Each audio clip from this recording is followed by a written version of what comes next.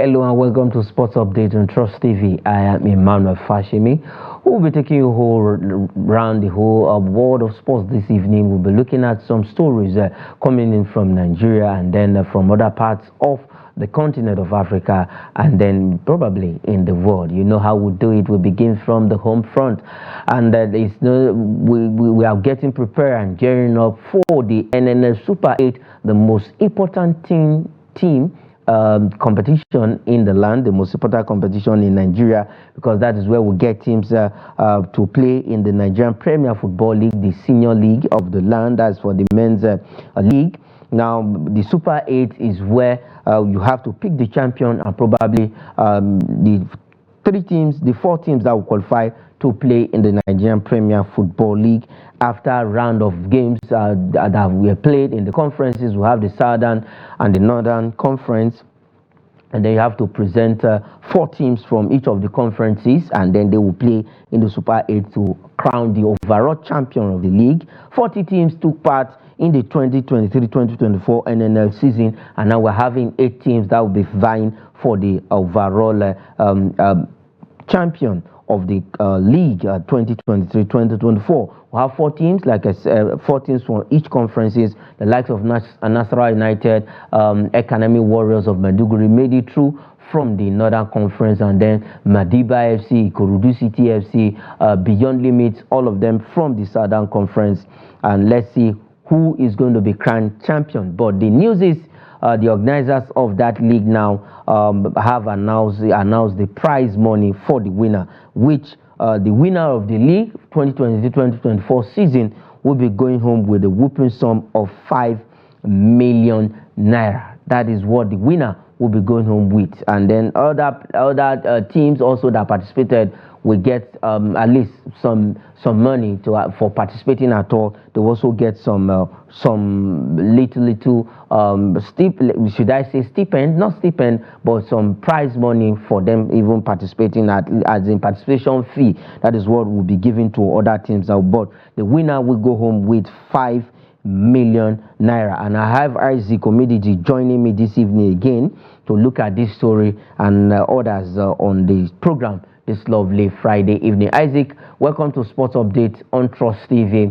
The NNL organizers, led by George Alwo, just yesterday announced the winner, as in the money that the winner will be going home with, which is 5 million naira for the NNL Super 8 2023-2024.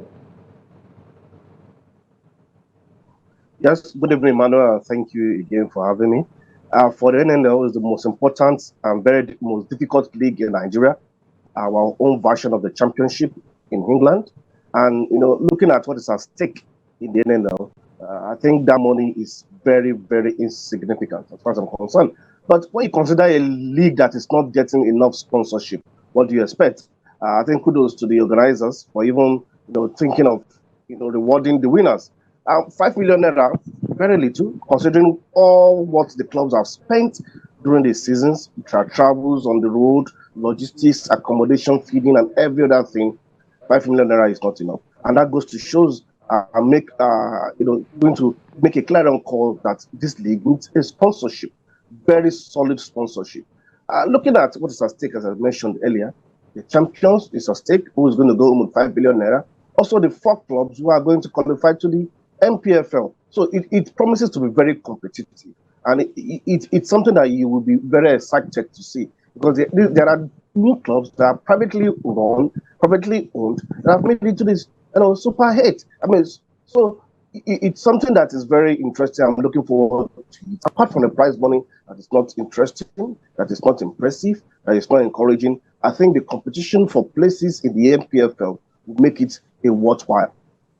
Yes, the places for MPFL, that's the competition for places in the MPFL, will make this competition very thick and very tough. We have 8 teams battling it out, and the winner of the league will go home with 5 million naira. We are just at least let private bodies come in, invest in our league, invest in the NNL, get sponsors to sponsor this league. 5 million naira for a team. 40 teams participated, and you know it was based on home and away basis. You have to travel some lengths to play some other teams, despite they are playing in their region, the southern and the northern conferences. But 5 million naira, well, it's a way forward. We can improve on that. We can improve on that particular amount for the winner, maybe come next season when the league will also kick off. And the good news is you are going to be getting this game live. It's going to be broadcasted live on national radio, and then you are going to be watching it also on the NNL TV. So definitely you are going to be getting the result also on Sports Update and 360 Sports. So on all our sports shows, you'll be getting updates from the Super 8. It's bid for next month. The venue still remain in Enugu State, where all of the 8 teams will be converging to fight for 5 million naira and also fight for the ticket to play in the Nigerian Premier Football League. All right, let's leave the shores of Nigeria and go straight to France, and let's look at the Paris 2024 Olympics, where we are seeing different innovations coming in for the Olympics, and it's a good one that the organizers are thinking the way forward. And the good news right now is that the IOC, that is the International Olympic Committee, launches nursery for baby Olympians. What does it mean? Pregnant, as in women who want to come to the Olympics with their babies.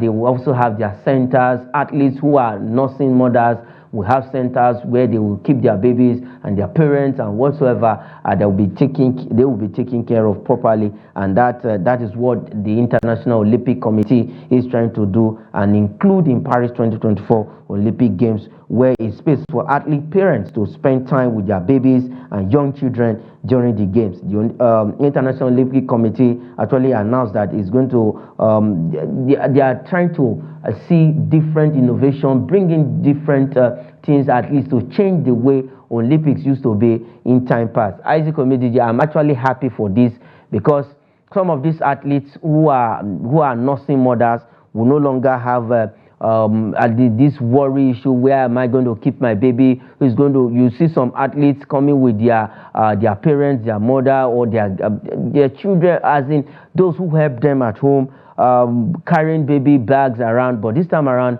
at least the International Olympic Committee have created a center for them where they will have enough time to spend with their babies, which is a welcome development, Isaac, if in my own opinion. Not just you, but it's a great one, because it promotes inclusivity and it doesn't criminalize or make it offensive that you're a nursing mother. You know, it gives room for you to come with your babies. It gives room for you to come with your parents, so that bonding can also take place. You know, for nursing mothers, that is even very important.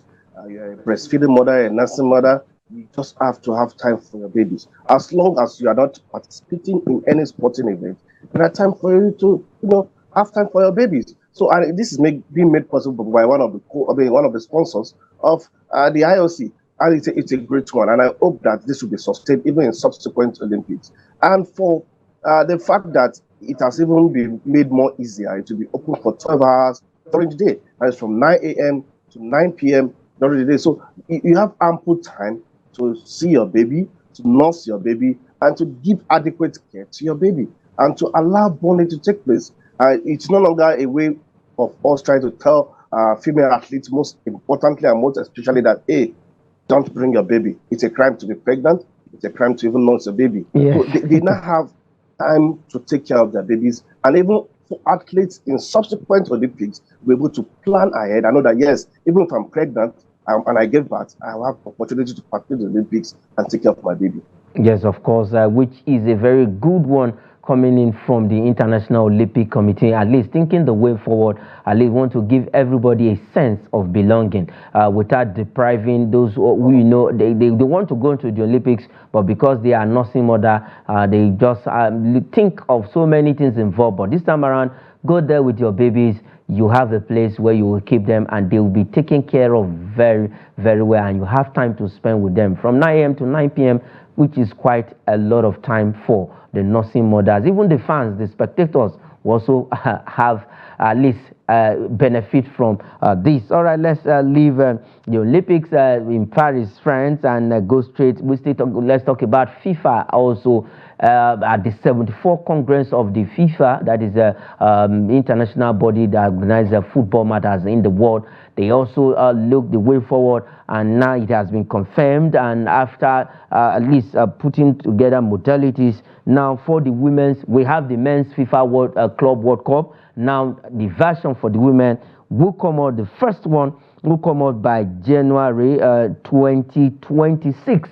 Which is a good one and a welcome development, because we also have FIFA Men's Club World Cup. Now we are having the women's FIFA Women's Club World Cup, which will be coming up in 2026, and January has been fixed for that competition, and we are looking forward to our Nigerian teams also playing in the FIFA's Women's World Cup. The first edition will come up in 2026. Isaac, at least they pick January, which is the starting of the year for the particular for this particular competition. You know, the men's FIFA's Club World Cup normally happen in December. Now the women will have their own. The first edition, first ever, will come up in January 2026. Yes, good one by FIFA. You know, I'm always happy when we have opportunity to expand the frontiers of women football, so that it will get more acceptability, it will get more sponsorship, and it will get more patronage. Now, with this FIFA Women Club World Cup, there will be more opportunities for clubs, even in Africa, in Asia, in the Oceania, to participate at the world stage. So it exposes them, it gives them more exposure, it gives them more opportunity to meet and learn at the international stage. So this is another opportunity for us in Nigeria and Africa to take this more seriously, so that we should prepare adequately and have our league well structured. We should be able to, attract more foreign players, not just from the continent of Africa, to our leagues, to our women league, and see how we present a formidable club or club sides for this particular World Cup.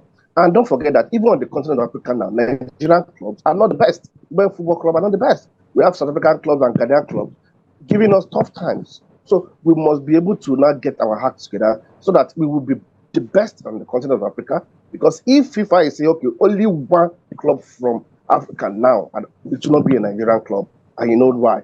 So let us get our hearts together, be able to be the best in Africa, so that we'll go there to the world stage and know that it's not just only our national teams that are participating, that are doing well. We also have club side that are producing these players that are also doing well. So it's a great opportunity for us to expand the frontiers of women football. That's frontiers of women football, and we love what Gerard Infantino, that's the FIFA president, is doing to the development of football in the world. We're seeing competition, expanding competition. Also, the FIFA Under-17 World Cup has been expanded to 48 teams. So, congratulations to Gerard Infantino for bringing in all this, a lot of this developmental idea. And this is a way also giving the women a sense of belonging. The men also play theirs.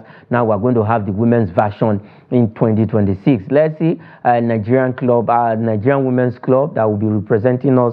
First, they have to play at the WAFU competition, that is the WAFU women's competition for club in the region, and then go to the CAF women's competition, that's for competition, and then qualify. Also, they have to get to the final to qualify for the FIFA Women's Club World Cup. So let's see how it goes. The maiden edition, the first CAF Women's Champions League in Africa, we have Rivers Angels that represented Nigeria, but they lost out. And then the second time, we have Bayelsa Queens that went there and they won.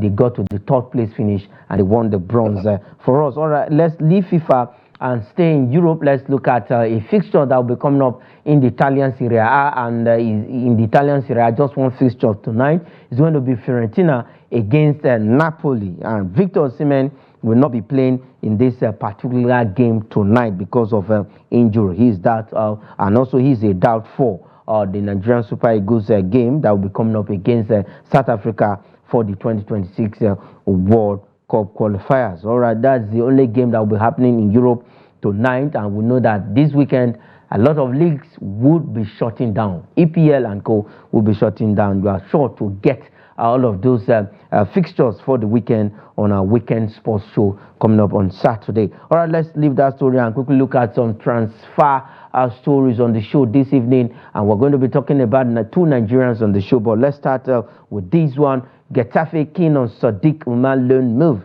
After that injury, he has played 26 matches this season, scoring 3 goals and just 1 assist to his name. Coming back from that injury, 1 full season, he didn't test any action, but coming back, 26 games so far under his belt, just 3 goals and 1 assist, which is not really looking good for Sadiq Umar, and that is why Getafe are doing everything they can to see if they can snap him up from Real Sociedad on loan. Isaac, I think if he goes to Getafe, this loan move would be something good for our own Super Eagles striker Sadiq Umar to revive his career.